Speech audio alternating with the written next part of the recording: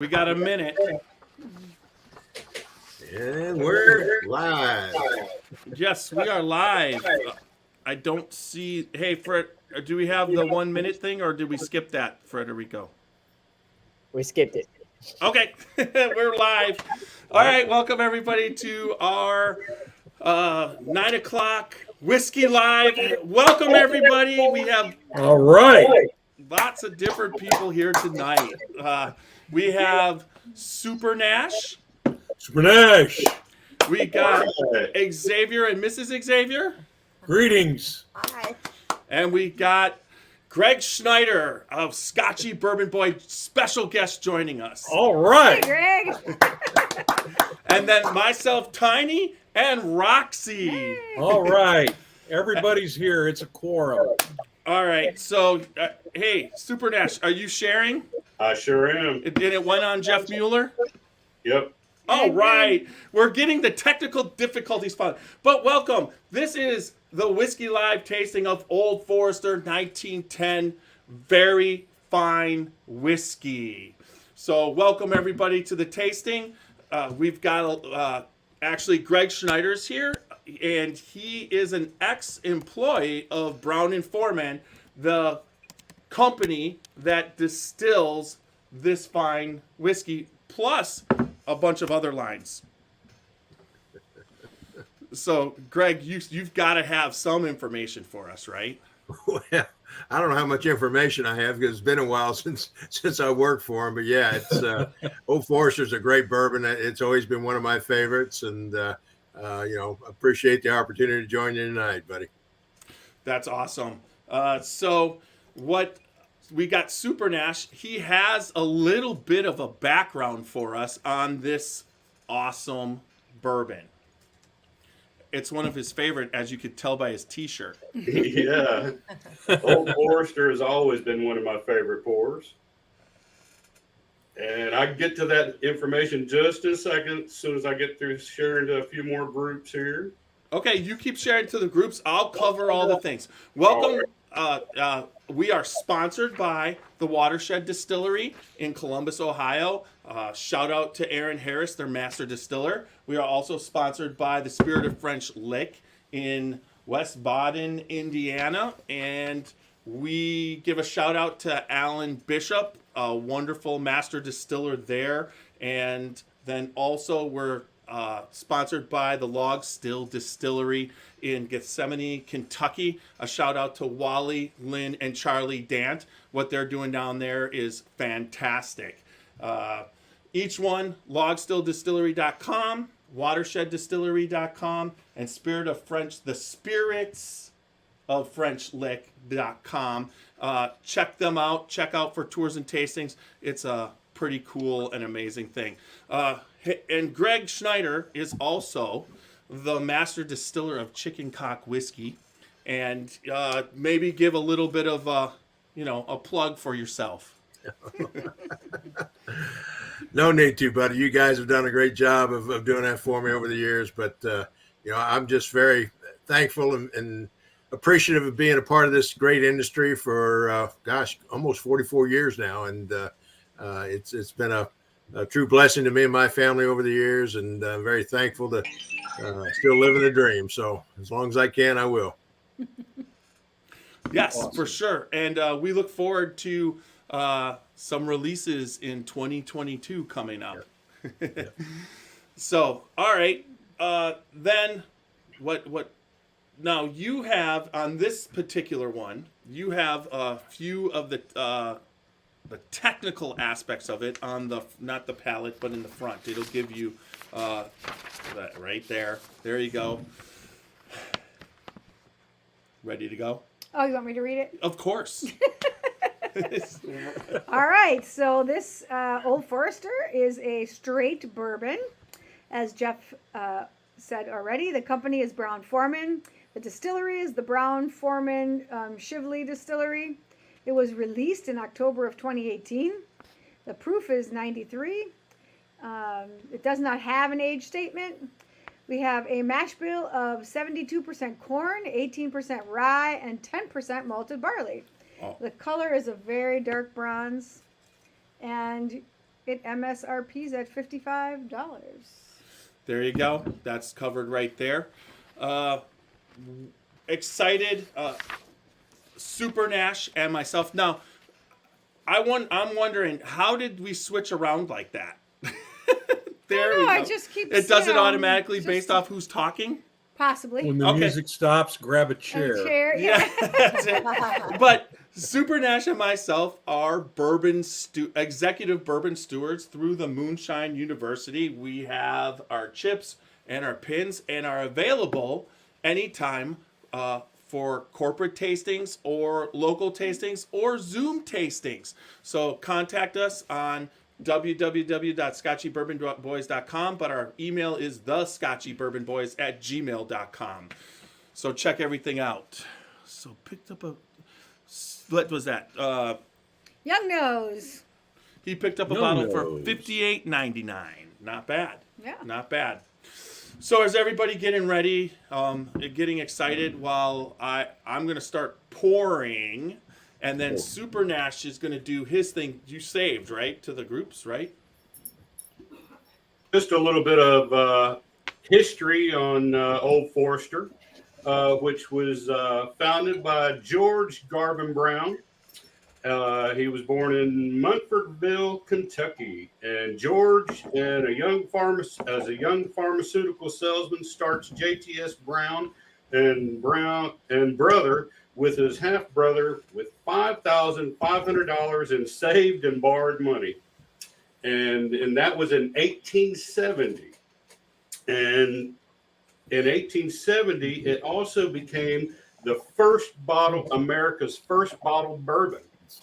Pour a little table out here. Their offices were housed at 322 West Main Street back in 1870.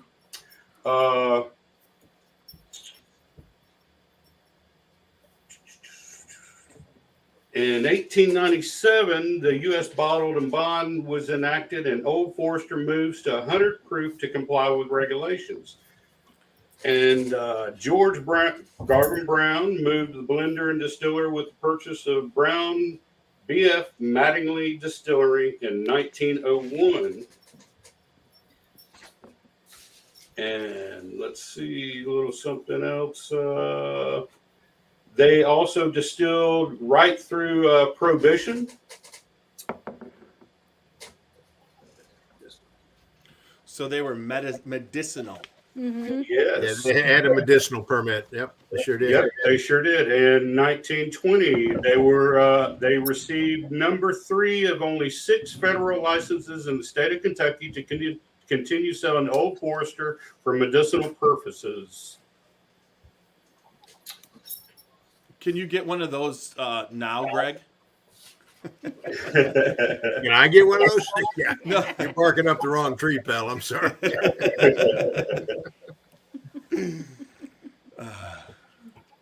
Let's see, and that's pretty much that. Sort of brings us and around, let's see, 2002, Old Forester celebrates their 156th birthday of founder George Garvin Brown with the limited edition of Old Forester birthday bourbon on September 2nd. 1970, they celebrated their 100th anniversary. 1959, Old Forester 86 proof was introduced. There you go. So that pretty much gives you basically some history on the Old Forester distilling. So Interesting. did you have anything on the different brands that they came out, the line that they just came out with the 1910, the 1920? No, I didn't actually get anything on that. Okay. That's fine. I can't do everything. I'm just one guy here. That's why we call You you. know, it's an interesting. They've exploded. I mean, all the brand renditions have just kind of exploded for what they've done. You know, I worked for Brown Forman between 1986 and 1998, and back at that time, they only had the 86 proof and they had the bottle and bond. And that was the only two Old Forester offerings they had. But here's, in the last, 10, 20 years, I mean, they've just exploded with so many different brand offerings, and all of them are fabulous. They're really good bourbon. Yes. Yeah, and just to cover the explosion, Xavier went to the liquor store to pick up a bottle of 1910, and it wasn't on the shelf. They had 1920 and Statesman, but it is starting to be less and less on the shelf as it becomes more and more popular. But thanks to Tiny, I've got some 1910, so Mrs. Xavier and I can participate. Thank you, Tiny. So one of the things that's going to happen tonight that we announced a little bit earlier is that at the end we are going to randomize the people who qualified on Facebook, and there is, I believe, 43 people, and Super Nash is giving that bottle away. We've got 42 people. 42 people Wow. that signed up, and all they had to do was comment in that they wanted to be in on the giveaway, and this is the bottle they're going to receive. Awesome. Wow. Missed out again. That was the last bottle that on the shelf that Xavier missed out on. Yes. Yeah. I wasn't going all the way to Anderson, South Carolina to pick it up. I was just going So anyways, Yes. so we get into our rating system, our Scotchy Bourbon Boy rating system. Our Scotchy Bourbon Boy rating system is simple. It's 4 categories: nose, taste, body, and finish. The 25 points per each category. There are 6 of us here tonight. Each one will rate it, and we will add up the scores and divide by 6 and see what the Scotchy Bourbon Boys give for a rating of Old Forester 1910. And one of the keys to drinking whiskey always is it's your palate and your palate only. So whatever you're tasting and whatever you're liking is what it should be. If you don't like it, let people know. If you do like it, it doesn't matter. Everybody's taste is different. Did Rachel talk about the 1910? Did she give the information on this 1910? Yeah, as far as the technical, yes. Yeah. That it's the 4th and final expression in the Whiskey Rose series? No, you were supposed to do that and said you could Okay. do it. All right. Yeah. All right. Let me do this then. All right. Old Forester 1910 is the 4th and final expression in the Whiskey Rose series, first launched in 2014. The series consists of Old Forester 1870 original batch, Old Forester 1897 bottled and bond, and Old Forester 1920 prohibition style. According to Brown-Forman, 1910 Old Fine Whiskey represents a specific point in Old Forester's nearly 150-year-old history. In October 1910, a fire caused the bottling line to be shut down for an indefinite period of time. Complicating matters, there was a vat of mature whiskey waiting to be bottled. Otherwise facing ruin, this whiskey was instead stored in new charred oak containers to rest until the line could be repaired. This double barreling was the first such documented of its kind and led to its gaining the name of Old Fine Whiskey. In order to produce the 1910, the standard Old Forester has undergone a second barreling in a lightly toasted, heavily charred barrel. Mature Old Forester enters a second barrel at 100 proof, just as it did in 1910, said Old Forester Master Taster Jackie Zekin, which is one of my favorite master tasters. And the second barrel is charred nearly to the point of incineration. So that gives you how they come about on the Old Forester 1910. That's why they call you Super Nash. We were waiting for that. All right. All right, so tonight we are tasting in our Crystal Glencairns, our Scotchy Boy Crystal Glencairns, and up there. See it up Yep, there? there you go. I Yep, was just there trying you to go. find a place that here you can see And it in my face. We do in have Jeff's face. our normal Glencairns for sale on the website, Oh, nice, This looks like this right www.scotchybourbonboys.com. here. Plus, we have these awesome Scotchy Bourbon Boys T-shirts, so check that out. And then, and if you feel feeling Thank you, really Greg. generous, go to the Miss Patreon. Xavier and Xavier. Go to the Patreon account on the website and support us any way you can. All right, so off the rating system. Let's everybody knows it. Well, before you get there, Jeff, you said 6 people. I think there's only 5 that are going to be able to taste this because I was in the line behind Xavier and I never got a bottle. So, Okay. What are you sipping on? what do you think I'm sipping on? Come on. Some chicken cock. Yes. Are you doing a rye or a bourbon? Actually, I got the bourbon tonight. So, yeah. Okay. He was just having fun. Oh, I'm sorry. Is that a illegal plug or is that? No, that's why you're wrong. Yeah, it's illegal plug. Well, It's illegal plug. He accidentally picked up the wrong bottle. That's what it was. Oh, I'm sorry. What did I show you? Was that not Old Forester? I got something on my glasses. I kind of missed that. I think that was a great plug. Yeah. Yes, a super. But I am a fan of Old Forester. I have been for many years, especially since 1986. So I've been doing it a long time. What were you doing when you were there? So yeah, I actually in 1986 they hired me as their manager for bottling on the afternoon shift. I managed their they ran a not 24/7, maybe a 24/6 bottling operation, and I managed the afternoon shift. Did that for a little over a year. And then they gave me a promotion. I was responsible for all the dry goods, all the bottles, the labels, the boxes, everything that needed bottling needed. I mean, we were bottling between 5-6 million cases at that time at that facility. And so any of the dry goods I had responsibility for, make sure we had it, had plenty and had it on time. But then after 9 months of doing that, they added all the wet goods. So, I mean, I was responsible for tank trucks of Canadian mist coming down from Collingwood, Canada, Ontario. Tankers coming up from Mexico, Pepe Lopez tequila. But then I also had responsibility for the Early Times warehouse, where Early Times and Old Forester was being aged. So all that warehouse operation was a part of my responsibility as well.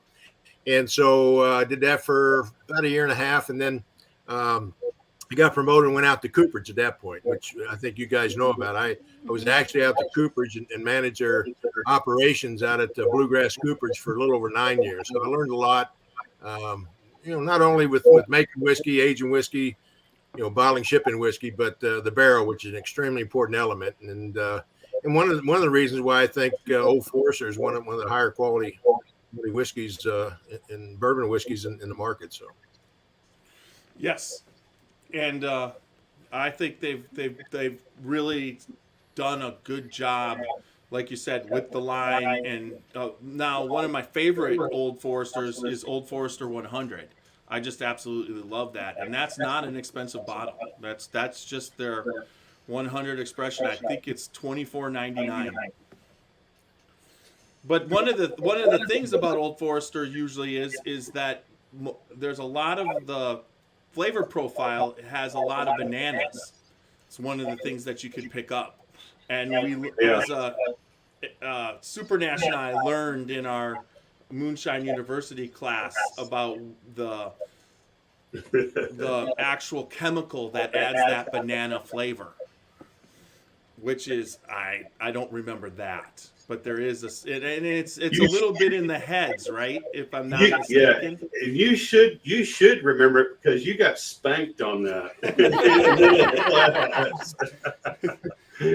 That's probably why you chose to forget it so easily. It was a huge moment for me, except that it was not appreciated by the teacher of the class.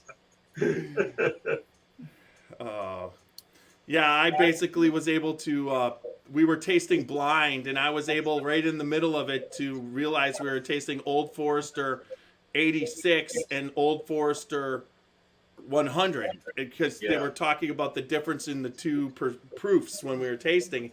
and the teacher wasn't all that happy with me just blurting out what it was. Yeah, because he just blurted it out right quick like, and he's like, "You just hold on there, young fella." I mean, he just stopped and spanked him right in the middle of the class.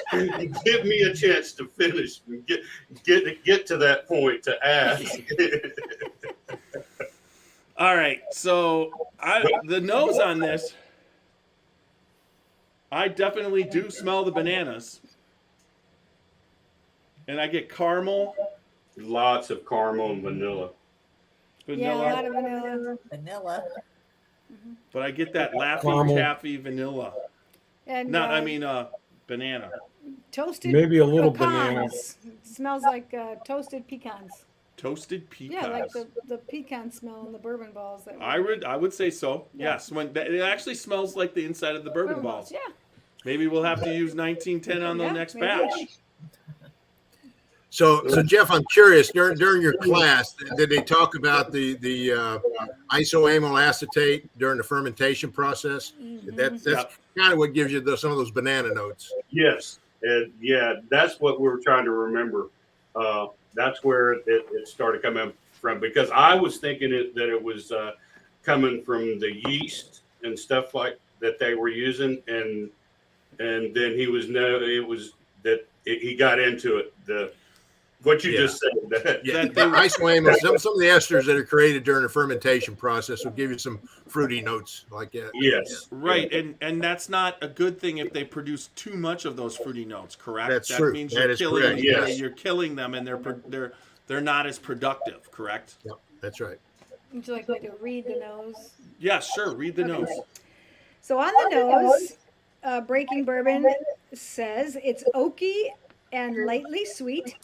Rich caramel leads the way with an undertone of vanilla, fresh baked cake frosting, and a dab of sweet pecans. A light layer of rich oak rounds it out. There you go. That was impressive. Yeah. What was impressive? You picked the pecans out, Oh, I picked the pecans out? That's and the it's first not thing. like I let you read that before. I I did just not read it. printed out and gave it to Yes. you. I've kind of smelled some bourbon in the last couple of years. Oh, just a little. Yes, she has. Just a a little. smidge. A Just smidge. a smidge. Very good nose to me. Right, I love So, it. right am now I everybody's- correct? And what you read earlier is this 1910? It's refinished in a secondary new barrel? Yes. Okay. Yes. So it's double oak. Yeah, heavily charred. Okay. Yeah, and a What, heavily charred oak Did barrel. they refer to it as incinerated? Yes, to almost incineration. Yeah, the second barrel. What char level is that, Greg? Almost incineration. Probably as deep as they can get it without the barrel leaking, I'm assuming. But, it's interesting because, again, I managed the cooperage operations for over 9 years, and we made every barrel that, Jack Daniels, at Old Forester, the early times, and eventually Woodford Reserve went into. And basically our standard, our specifications for all those was a medium toast, the medium plus toast, and a number 3 level char. We didn't char it heavy. So it's interesting that they're double oaking this with a heavier char. The heavier char, basically that char layer is simply a charcoal filter. People think, Right. oh, that adds so much flavor and so much color. Now, it may enhance the color a little bit, but it's a charcoal filter. And what it will do, it'll strip out some of those harsher phenolic compounds, a lot of the graininess that you get out of fresh whiskey.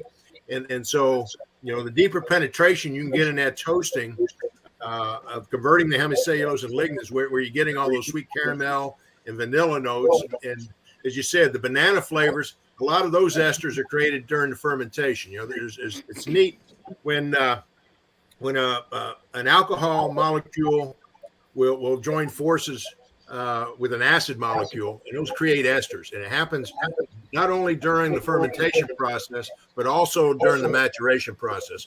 You got to get those barrels got to breathe. And when you get oxygen inside that barrel, that kind of facilitates that action of the alcohol molecule binding with the acid molecules to create all kinds of different esters, and creates flavors, destroys flavors, and recreates flavors. I mean, it's an amazing process, and as you'd think science was exact, it's not exact. It's something that's you're always wondering, okay, what can I do next with it? So. Well, when you think about charring a barrel, right? You're charring, and where you're picking up you got your charcoal filter, and where the charcoal stops being charcoal and the sugars from the wood caramelize, and then it goes into being oak. That there's a ton of flavor in there. But when you think about charring a barrel is round and uneven, correct? So every single barrel, when even if you char it for 25 seconds, the way that it's charring is uneven. It's not the same for any barrel, really. When you know what I mean, how much of that caramel or that layer right there, you just don't know what you're getting out of it. Some of the wood could have more sap and have more sugars in it. Some of the wood could be drier. I mean, it just depends, right? There is no doubt some variability. I mean, just the grain alone. You've heard, I've done how many podcasts where I talk about the grain, the tight grain of it, and the reason for tight grain, I want as much density and high concentration of the hemicellulose and lignin. But that's going to vary log to log, tree to tree, and so there is an element of variability throughout. So, and that's what makes kind of it interesting. That's why when you build two barrels from the same stave mill or same woods, and you put the same whiskey in it and age them side by side in the same warehouse for the same length of time, they're going to be distinctly different. It just there's variability throughout. So. And you saying that when we went through our Bourbon Steward program, they did exactly that same test, and we learned that two barrels identically built from the same log, and they filled them with the same whiskey, and we compared them, and they had two distinctly different tastes and flavor profiles and aroma profiles at that too. And it was just unreal how it just happened. Yeah, it is. There's a lot of variability, but it's one of those things that more of the processes and the elements you can control, you're going to tighten down some of that variability. There's still always going to be variability, but the closer you can gain control of it, the less variability you're going to have, but it's still going to be there. But isn't a lot of that variability mitigated by then subsequent blending of barrels? Yeah, exactly, Xavier. What happens is that, most bourbons, it's not, well, you say small batch, okay? What's small batch? That's me. Does anybody have a good is that, Nobody does. I mean, everybody has their own definition of small batch, okay? Everybody seems to have their own definition of single barrel, and it's not the obvious one. Well, no, I hope not, because single barrel it's one barrel, okay? Yep. But small batch, it could be 5 barrels, it could be 50 barrels, it could be 500 barrels, depending on the size of your company, I guess. But you're absolutely right. I mean, by blending, and that's kind of what the industry has learned over time, and that's why a lot of these like this, I don't believe it has an age statement to it, right? Correct. Yeah. So no age statement. It's going to be at least 4 years old. Hell, it could be God knows how old a bit, but by having no age statement, and with that, they could blend, say, a 4-year-old with a 10 or 20 or whatever year old, and they don't have to make an age statement on it. So, I see. All right. So we all knows this one. And tasting. Now we got to taste it. Now what I did is. Are we giving it our nosing? No, we'll do that after we taste it, and everybody. Then we'll just take it one at a time. But with this particular bottle, I opened it the day I got it. So I had another bottle that's been open for a while, and that's what Xavier's tasting right now. But this bottle was, I wanted to avoid the neck pour, let a little bit of air in there, let it sit for a while. And out of all the the Whiskey Row series, 1910 was my least favorite. But tonight, after avoiding the neck pour, this is tasting much better than what I remembered the last time I tasted it. This bottle, I actually just had opened it earlier this afternoon when I got home. And it's half gone. It's just got one pour out of it. But yeah, it's I left it sitting open for what 3 to 4 hours with just the cap sitting on top to hopefully to alleviate that neck pour that you're talking about. But oh my gosh, it's really thick and caramelly. Yes. I'm getting a lot more vanilla too, and a little bit of I always get that little bit of banana. I am actually getting like especially further back in the mouth, I'm getting like a cherry or amaretto Yes, taste. I would have to agree. Some type of dark berries, like a blackberry or a Black cherry, maybe. black. Like Yeah, this is much better than I remember the Black first time cherry. around. Yeah, tastes like blackberry. I can, or we're just having Greg watch us taste, and it just tastes better. We're all trying to be at our 110%. I don't think it's us trying to be. It's just that we're so happy that our brother's with us, Yes. and we get to talk to him. That I that know, just makes things it's taste been better. too long since we've been able to see you and talk to you, brother. Likewise, miss you guys. Amen. I miss you too, brother. Yes, our Facebook user says, "Are you suggesting let this bottle, sit open for a few hours?" Well, I let this bottle sit open for at least a good 2 months, so it can go. But what Super Nash was doing, he was. I actually let mine sit open, the top of it open, for about 4 hours, 4 to 5 hours today. As Greg said, letting a bourbon breathe at any point, whether it's in the barrel or coming out of the bottle, is a really good thing. Now, I'm learning now that I'm getting into this that if it sits open too long, because I have some bottles that have been open for 3 years, that it kind of dulls some of the lower proofs flavors. That's what I've been noticing. And some of the you start to lose some of the aroma. I found that out from my collection and going back to some of the bottles that I've had that I go to revisit. That I get so many because I'm super nashing all the time and trying to get out there and get these new expressions and get them out here to you guys, and so we can experience them. And I have amassed quite a collection now, but I still like to go back every now and then when I get the chance to test and taste some of those bottles. And I found a couple of them that they're tending to sort of dull down on the aroma and on some of the flavors on them. And so it's time to drink those up and replace them with new ones, I guess. Yeah, it's drinking them up is the key. Mm-hmm. So go ahead. It All right, sounds so like a tough job. Here's a little bit of breaking bourbon on the palate. So Old Forester 1910 delivers a nice, thick and chewy mouthfeel. The sugars from the char are really evident.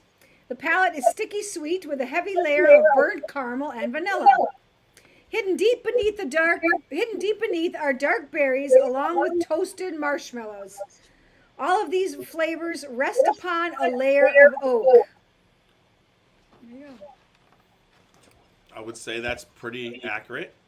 Really rich, dark color to that too, and you can tell it's got some thick, long legs in the glass. Oh, Yeah, and so one of the good things about a Glencairn, our other Scotchy Bourbon boy, Martin Duffy, who is the North American Glencairn glass representative, is you can, I don't know if everybody could see it, but you could set it, oh my God.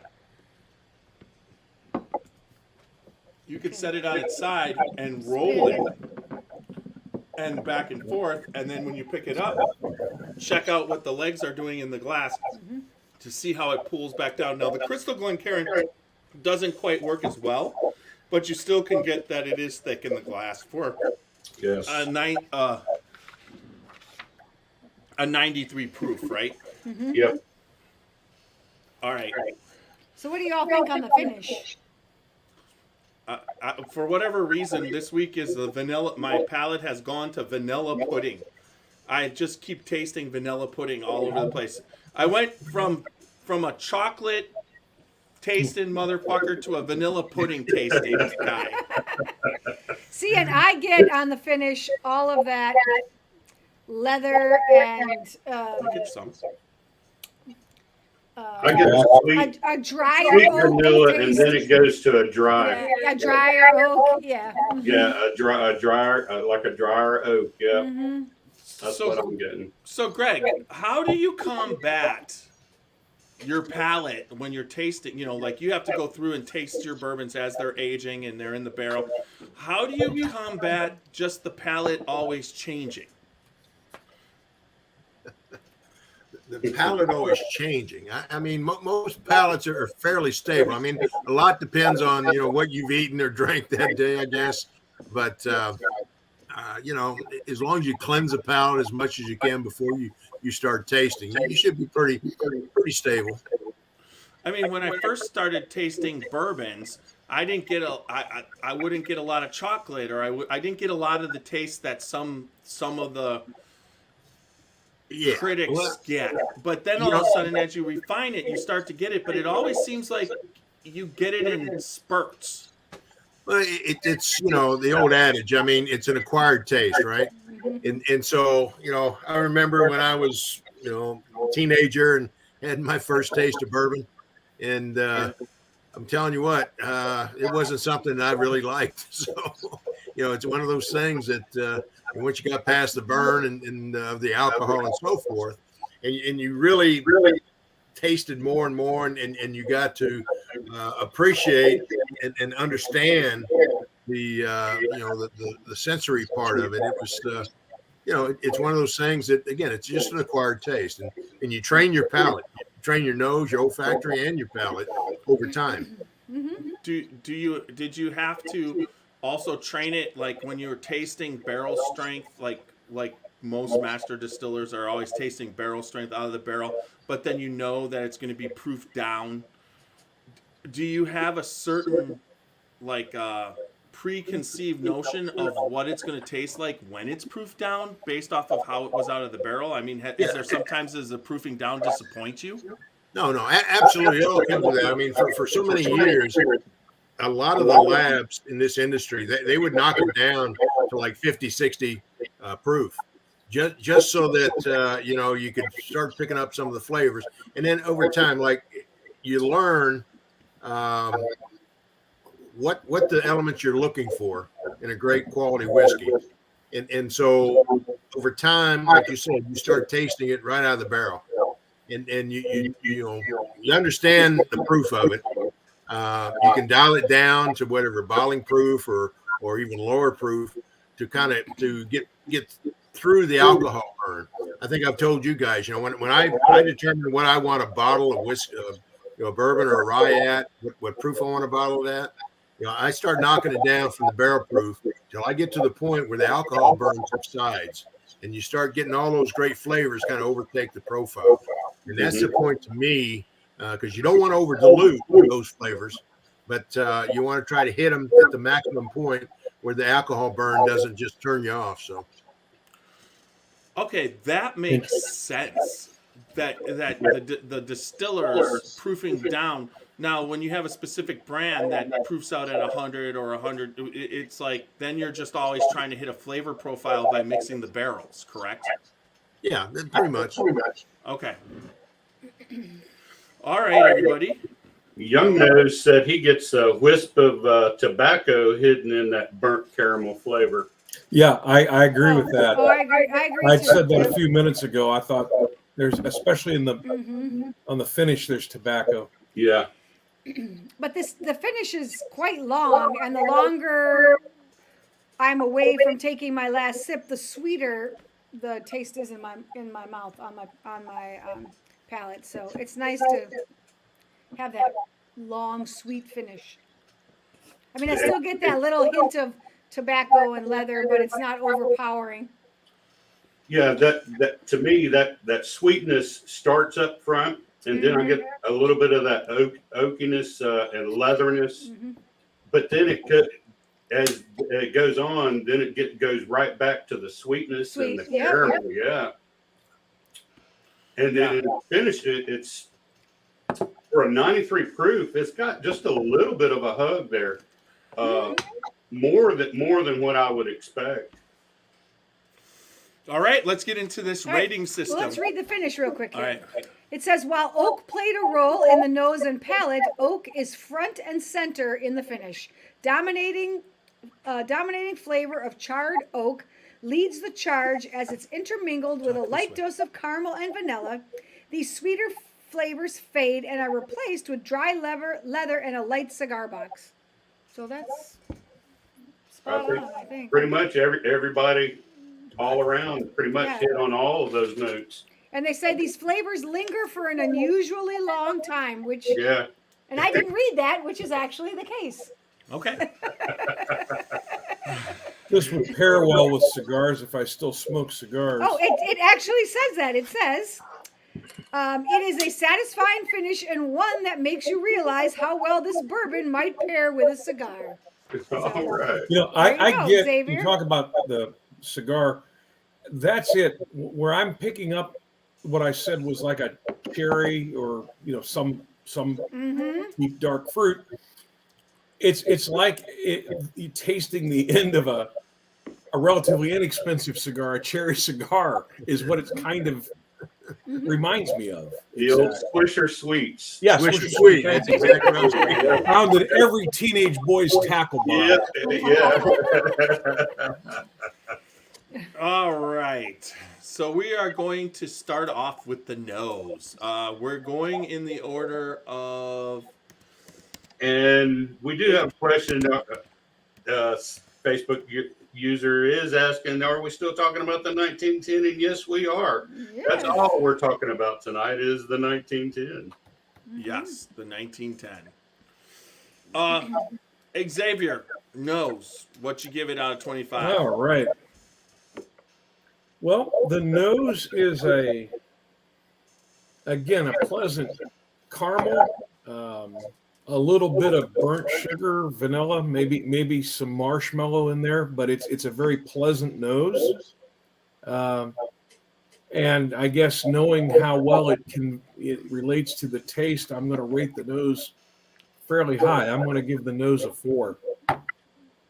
A 4? That's out of 25? Really, out of 25? Yeah. Okay, I'm going to give it. Let's make that 20 out of 25 then, if my math is correct. Sorry, I'm confusing it with the barrel bashing scoring system. Days are blending together. Yes, they are. Seriously, between Monday and Friday is like one big long day. The week goes as fast as the weekend anymore. And Monday through Friday is a single day, and if you're lucky, you get a nap or two. Especially when you taste 7 whiskeys on one podcast. Yeah, that was a fun well, night. That notwithstanding, actually. So I give it an 80, and I'll shut up now. Next, Wait, a 20? 20, yeah. or 20, 80%. Yes, okay. There we go. The next person up is Super Nash. All right. I'm really liking this nose. Picking up the caramel, a little bit of the charred oak, the vanilla, and I'm gonna have to give this one a 21 on my nose. Yeah, 21. I'm really liking it. 21 for Super Nash. Mrs. Xavier. I'll give it a 20. All right. Roxy. I'm torn, but I think I'm going to go with 20. And I will concur with 20 also. That's what I wrote down when I started. Awesome. All right. Taste, Xavier, take us to the taste. The taste is more of the nose. It's a splendid caramel taste. You get some of that vanilla, maybe some of that banana. Instead of Bananas Foster, you've got Bananas Forester, I guess. But it's a very pleasant taste, and there's really nothing bitter on the taste, and it really it really mimics or is conveyed well by the nose. So that gets it at least a 20, but I'm going to bump it up a little bit. I'm going to give this taste a 22. It's pretty good. Super Nash. Before I give my tasting, I want to read Young Nose's nose on this. He loved the caramel bomb. The alcohol is there, but not overpowering. But the bananas and the toasty oaky graham cracker is an intriguing touch. And he gave it a 22. Yes, I did write that down. Very good. So now you're up for the taste. I'm getting lots of caramel, vanilla, getting that little bit of charred oak, getting that little bit of bananas, and also getting somewhere back in there a little bit of the dark cherry. The taste on this to me is really good. It's rich and thick. I'm going to have to give it a 20. A 20 on the taste. Yep. All right, Mrs. Sorry. Xavier. I kind of finished Jeff off on that one. Yeah, wonderful. Whoops. You could share Okay. just a little. There you go. A tiny pour. That was a midget pour. Tiny, very A tiny. midget what? All right, Mrs. Xavier. This is Xavier on the taste. I like the taste of this, even though it's not my usual rye that I like. I like the vanilla. I like the oak. I get the taste of the cherry too. So I'm going to say 21. All right, 21. Roxy. 21. 21 and older. Yeah, I wanted to give it a little higher score than the nose. Would leave some room for moving up. So. All right, I give it a 22. I taste that cherry, but it's really sweet on the front of the tongue. It's a very pleasant tasting experience. There's no doubt about it. Not what I remembered. I've had this where, in a couple blind tastes where I felt like there wasn't very much to it at all. So I'm really happy with this bottle. That gives us to the body. And we're going to flip it around the other way. I'll go first. This one for a 93 proof. It does a really nice thing in your glass as far as the viscosity of what sticks, the fats and whatever sticking to the edges. And then this is a big taste for a 93 proof. It tastes similar. A lot of barrel proof bodies have this body. So this is I think the strong point of this bourbon is the body. So I'm going to give the body a 23. 22 for me. Mrs. Xavier? It's all over your mouth. You're going to rate the body. Okay. Yeah, this has a good body to it. It's thick. It's thicker in my mouth. I would say 23. All right. Super Nash. I'm going to have to go with a 23 on the body. I have to agree that it's the high point of this bourbon. It's really thick. It fills your mouth with flavor all over, front to back. So, yeah. Nice. Nice. Nice. We all know that's an inside joke on a past. He gives the body only a 20. All right. So Nice. So yeah, Xavier. Concur with everyone. The body is really good. Although two things happen with the body as it starts to fill your mouth. You start to get a little bit of maybe an oaky or slight bitterness. It's not overpowering. But then as that gives way, then further on back, that's where I pick up the cherry or black cherry taste, but it is very rich. It's very full. I give the body a 23. All right. So I got to see what the finishes are always so important. I feel that, especially the finish on the last bourbon that you drink, like for the night, because the taste that's left in your mouth, it's always like if you're having a late night pour and whatever, and you go upstairs, you always know it has a good finish, and you always kind of want one because you don't want to brush your teeth because the taste in your mouth is so good. So that's a really good finish, that lasts for a while. But that is a very important thing because it's the last thing. Like when you stop, it's there for a while. So you want it to be good. You don't want it. So I've had some really good bourbons with short finishes and maybe not a lot of flavor, or they're really oaky and bitter. So this one is a nice. I get a little. It's long. There's no doubt about it. The hug lasts way into the finish. There's still one, and overall, this has a good finish. It's probably a little bit oaky-er for me on my taste, so I give this finish a 21.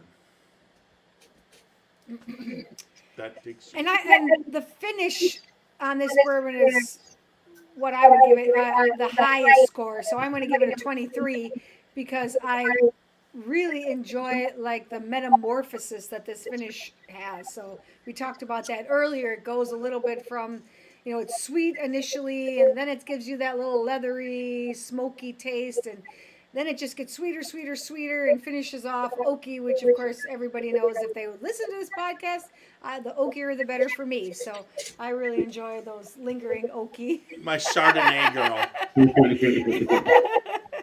So any bourbon that tastes like a Chardonnay gets a high score. No, I'm just teasing, but right. Not at all like a Chardonnay, but lovely with that oak finish. So that leads us to Mrs. Xavier. Mrs. Xavier on the finish. And I would say a 23 also. It's got not an overpowering hug, but a nice hug. It doesn't burn. It's just kind of like soothing. And at the end, I taste the oak and the cherry. And I like those two tastes together. All right. So that brings us to Super Nash. All right. I'm going to have to give it a 21 on the finish. Like Roxy was saying, it does metamorphosize throughout. It starts off sweet, and then it gets that little charred oak taste, and then it goes back sweet. But to me, it just doesn't. It does linger with those flavors, but it just doesn't give you that hug that I always look for and like in a bourbon, and to finish up with. And those flavors then do dissipate away. So, like I say, I'm giving it a 21. Okay, that brings us to last but not least, Xavier. I'll tell you what, I'm going to, Super Nash, I'm going to read Young Nose's comments on the finish. Yeah. Okay, so Young Nose says, Okay, all right. the finish on this one is incredibly long. There's not too much of a linger of spice or heat, but the oak and burnt caramel start off. But the oak fades away and the caramel loses its burnt sensation, but goes sweet. Hints of vanilla linger throughout. I give this a 22. Nicely done, Young Nose. It's real concise. So, speaking as myself, I pretty much Would you concur speak with as somebody else? me, myself, and I. Yeah. You mean? Yeah. Are you Well, fucking with me? I like it here too. No, I think the finish is like everybody says. It's complex. It's probably one of the more complex finishes that we've sampled, and you have it sort of starting to be sweet from mid palate, and then as it's going back, the sweetness disappears, and you get the You get the tobacco and the oak again, but then at the very end, as you're just getting the heat, there's that hint of sweetness, like we were talking about a cherry cigar or what have you. Really interesting, really pleasant. I give it a 23. All right. Ooh, so he changes the whole Yeah, he throws a monkey wrench in the. 6, 7, 88. So this is fairly easy considering there's 286s and 285s, and then an 87, which brings it to, and then an 88, which adds 0.5. So the total of all scores is 86.5 Yep. for a total of 86.5. Mm-hmm. And 86.5 is no Small potatoes. right, That's pretty good. especially with you've got Xavier and you've got Young Nose participating from South Carolina, and when you put these, and he did make it 6 people, so we got that in there, Greg, and so he made me not a liar. Made you honest. Johnest? Johnest. He made you Johnest. He made me Johnest. All right, so that brings us 86.5, everybody. That brings us to Super Nash. Take us away. Who is going to win this Super bottle? Nash. I did want to ask Greg one thing while we're still here. Greg, what's variations of Old Forester have you had? What's the last one that you've had since you've left there? I've had several. I haven't had any of the birthday bourbon, which I would love to try because I heard it's phenomenal. But I've had the Statesman. I've had the 1920. I'm not sure if I've had the 1910 or not, but I've had several of the rendition. But one interesting point while I was listening to all the comments, and I don't know if these barrels were all aged for the entire time. They're at their Shively warehouses there at the old, what used to be the Early Times distillery. I don't know what they call it now if they sold Early Times, but those warehouses out there, one of the unique things that Owsley Brown, at the time that I worked there, the CEO of Brown Forman, was truly adamant about, they manually heated and cooled those warehouses so they could get an extra, heating cycle throughout the year. And I notice the dark color. I'm thinking that's probably what enhanced some of the dark color is that, and whatever the age is, because it had no age statement, by getting manually heating, which is not cheap, believe it or not.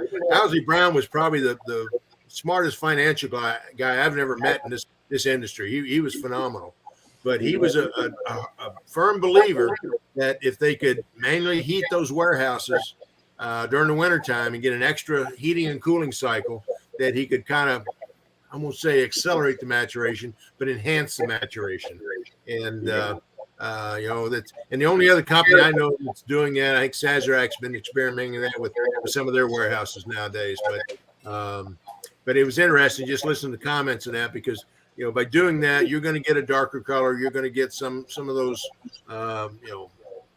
char woody notes that you're talking about. So, but yeah, I mean, I haven't tried all the renditions now, Marty, but I've tried several of them, and I love them all. I think they're great bourbons.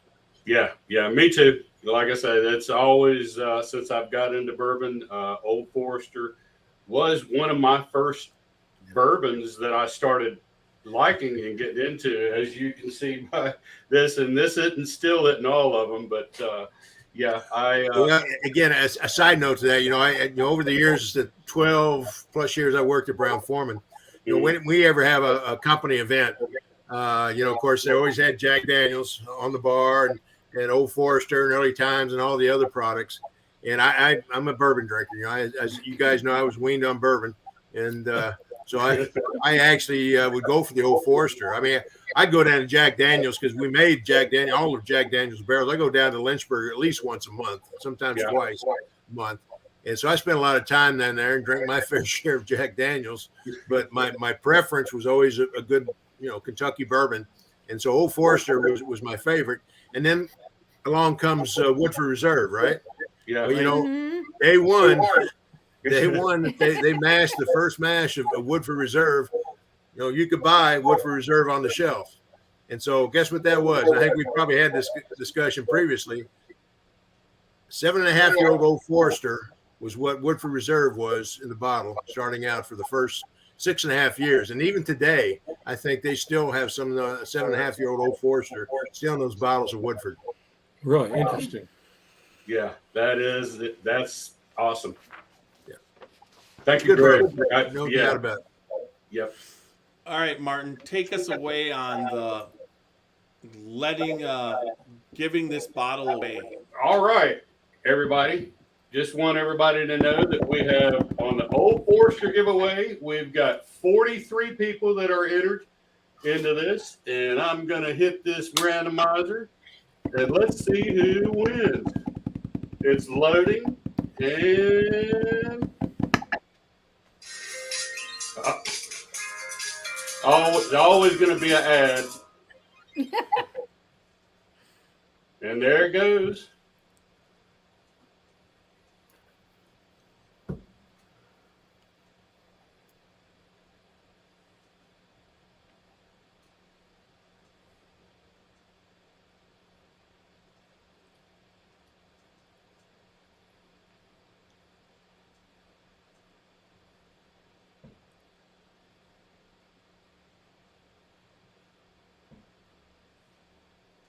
It's spinning, running, and the first winner is Justin Rhodes.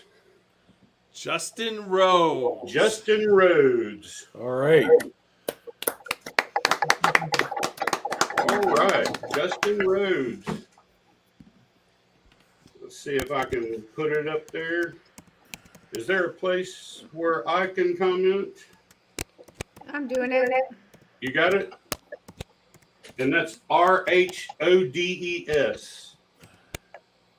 I believe he responded, woot. We just got Super Nash on the full screen. Yeah. Yeah, how do we do that? How do we get Super Nash on the full screen? I don't know It what just- you did. I didn't Well, touch you're it. typing, so you might Oh, have. I'm typing. Yeah, you put them on full screen. Let's All right, do. there you go. Press that one. No, is it this one? There we There go. you go. Okay. All right, we're back to normal, whatever that is. All right, Justin Rhodes. All you got to do is just message me your information, and I'll get that bottle out to you, brother. Yeah, for sure. Hit him up on Facebook Messenger. Yeah, just Facebook message me and your information, and I'll get it out to you. And appreciate everybody that commented and everybody that came in that was watching with us and joined us live tonight. That's what it's all about. Just having some fun and enjoying some good whiskey and bourbon and just good times and good people and good whiskey. That's for sure. And remember, everybody, go out there and live dangerously. Thank you, Greg, for joining us tonight. Greg, And, thanks so much. Thank Good you, to see you, Greg. Greg. Good to see you. We're going to have Good to see you. Happy New Year, everybody. Happy New Year. Happy New Year. Oh, don't ask why. Oh, don't ask why. Show me the way to the next whiskey bar. Oh, don't ask why. Oh, don't ask why. Love you too, young nose. Love you, young nose. The next whiskey bar. I tell you. See you tomorrow at 10 a.m., young I nose. tell you we must 10 a.m. I tell you.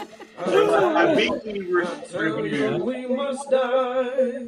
Good night, everybody. Good Go night. out there and live your life dangerously. Good night, everybody. Good night. Thanks for Good joining night. us. Definitely.